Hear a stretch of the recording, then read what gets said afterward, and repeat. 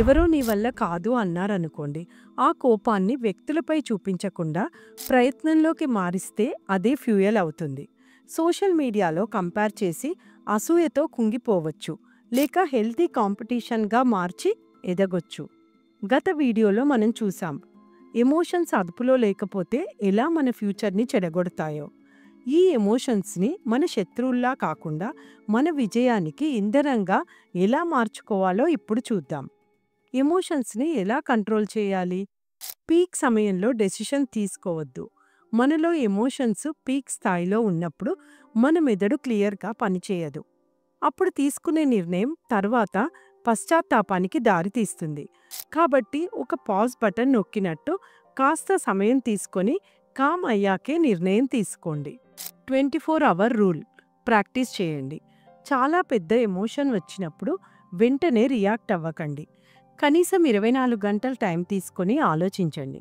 చాలాసార్లు ఒక రోజు తర్వాత మన రియాక్షన్ అంత అవసరం లేదు అని రియలైజ్ అవుతాము. షేర్ చేయండి. Talk it out. మీకు నమ్మకమైన వాళ్ళతో మాట్లాడండి. వారు న్యూ పర్స్పెక్టివ్ ఇస్తారు. ఒంటరిగా స్ట్రగుల్ చేస్తే ఎమోషన్ ఎక్కువ అవుతుంది, కానీ షేర్ చేస్తే ఆఫ్ స్ట్రెస్ తగ్గిపోతుంది. Right it down. జర్నలింగ్. ఎవరితోనూ పంచుకోలేని భావాలను ఒక కాగితంపై రాయండి. రాసేటప్పుడు మనలోని భావోద్వేగాలు స్లోగా బయటకు వస్తాయి. క్లారిటీ వస్తుంది. తరువాత ఆ కాగితాన్ని దాచుకోవచ్చు లేదా చించేయొచ్చు. అలా చేస్తే సైకలాజికల్గా మన మైండ్కి ఒక సాటిస్ఫాక్షన్ వస్తుంది. మైండ్ బాడీ కనెక్షన్ మెయింటైన్ చేయండి. మన మైండ్ కామ్గా ఉండాలంటే బాడీ కూడా కామ్గా ఉండాలి. యోగా, వాకింగ్, మెడిటేషన్ ప్రాక్టీస్ చేస్తే స్ట్రెస్ హార్మోన్స్ తగ్గుతాయి. రెగ్యులర్ ఫిజికల్ యాక్టివిటీ ఎమోషన్స్ని బ్యాలెన్స్ చేస్తుంది. అంతేకాదు, నీ ఎమోషన్స్ని ఉపయోగించి జీవితాన్ని గెలిచేందుకు ప్రయత్నించండి. అలాగే ఎమోషన్స్ని సక్సెస్ కోసం ఎలా యూజ్ చేయాలో తెలుసుకుందాం. కోపం విచ్చలవిడిగా వాడితే బంధాలతో పాటు ఆరోగ్యం కూడా దెబ్బతింటుంది. కానీ అదే కోపాన్ని సరైన దిశలో గనక వాడితే అద్భుతమైన ఫలితాలను ఇస్తుంది. కష్టం ఎదురైతే కుంగిపోకూడదు. బాధల్లో మనిషి మరింత దృఢపడతాడని గుర్తించాలి.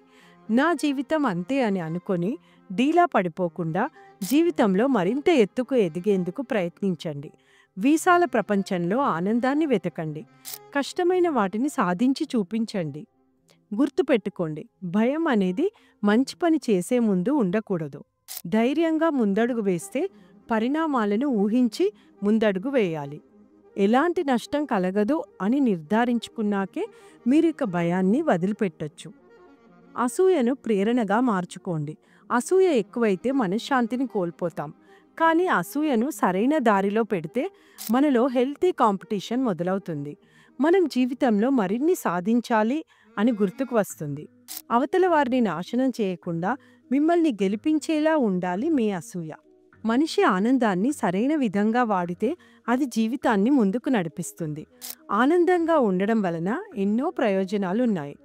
కానీ గుర్తుపెట్టుకోండి, అతి ఆనందం కూడా కొంత ప్రమాదకరమే. ఏ ఎమోషన్ అయినా అతి కాకుండా చూసుకోండి. గుర్తుంచుకోండి, ఎమోషన్స్ శృతి మించిపోతే మనం వాటికి బానిసలమవుతాం. కానీ మనమే వాటిని కంట్రోల్ చేయగలిగితే అవి మన ప్రయాణానికి ఇంధనంగా మారి మన జీవితాలకు రంగులు దిద్దుతాయి. విజ్ఞానంతో తీసుకున్న నిర్ణయం సాటిలేనిది.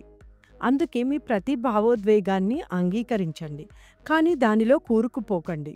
మనలో ఉండే శాంతి, సహనం, ఇంకా నిర్మలత్వం అదే నిజమైన మానసిక బలం.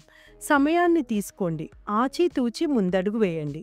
అప్పుడు మాత్రమే మీరు చేసే ప్రతి పని నిజంగా మీ భవిష్యత్తుని వెలిగిస్తుంది. మీకు ఏవైనా పర్సనల్ ప్రాబ్లమ్స్ ఉన్నా, లా ఆఫ్ అట్రాక్షన్ గురించి తెలుసుకోవాలన్నా, ఏవైనా సలహాలు సూచనలు కావాలన్నా, నాతో మాట్లాడాలంటే కింద ఇచ్చిన డిస్క్రిప్షన్ బాక్స్లో లింక్ క్లిక్ చేసి రిజిస్టర్ అవ్వండి.